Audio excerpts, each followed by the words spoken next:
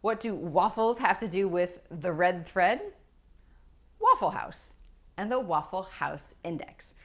That's what we're talking about this week on Find the Red Thread. I'm Tamsen Webster of tamsenwebster.com.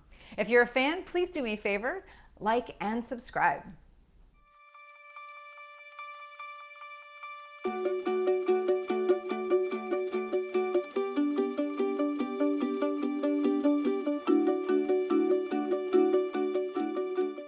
Waffle House Index? You don't even know what the Waffle House is. Well, if you live in the American South, you just may, because the Waffle House is a chain of restaurants that's been around since the 1950s that's famous for not just their good food at good prices, but particularly for being open 24 hours a day, 365 days a year. Now, this always open piece has given rise to two things. The first, an urban legend that says that there aren't locks on the doors. That's not true, because occasionally Waffle Houses have to close in the face of disaster or national emergencies. And that's where the Waffle House Index came into play. Because the Waffle House is so good at staying open 24 hours a day, 365 days a year, the people who manage the emergency response started to pay attention to what extent the Waffle Houses were able to stay open in a particular area affected by a disaster. If a Waffle House was closed, that was not a good sign. If it was operating on a limited menu, it meant that the area was definitely affected, but that certain things could still get through. And of course, if it was green, then everything is just operating fairly close to normal. So the more Waffle Houses that were closed or limited, the worse they could kind of use as a proxy for how bad the disaster was.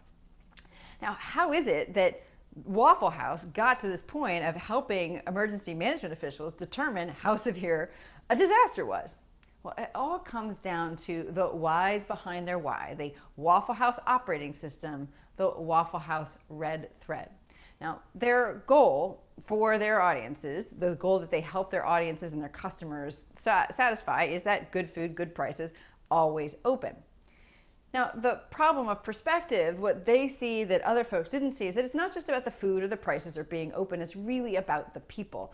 That their perspective is that the people are what matters. And in fact, that leads to their company truth, a core belief and value that's right on their website, that they measure success by one thing: people. Not just the people who come and eat at their restaurants, but the people who work for them. That's why their entire mechanism for responding to and preparing for disasters, in fact, for just making sure that they're ready to be open 24 hours a day, 365 days a year, focuses on people. In a disaster, they do a number of different things. So first, they position people near enough to the area that's going to be affected so that other employees from other areas can come in and work at the affected area's Waffle House, so that the employees who are affected by the disaster can go take care of their homes and their communities.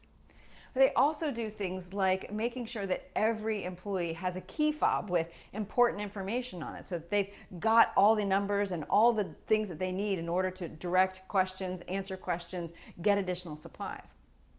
They also make sure that they pay attention to the supply chain beyond just where do they get their particular food supplies from, but they're looking at how can they position even supplies nearby so that in a time of disaster they can get supplies to their restaurants quickly. And that leads to one more thing that they do. They have a manual in every Waffle House that walks employees through exactly how to operate based on the supplies and the conditions that they're in. So they make sure, for instance, that they have non-perishable items close by, and they've got instructions on how to prepare it. All of this comes because they're not just focused on how can we make the most money by staying open, but understanding that staying open all the time requires people.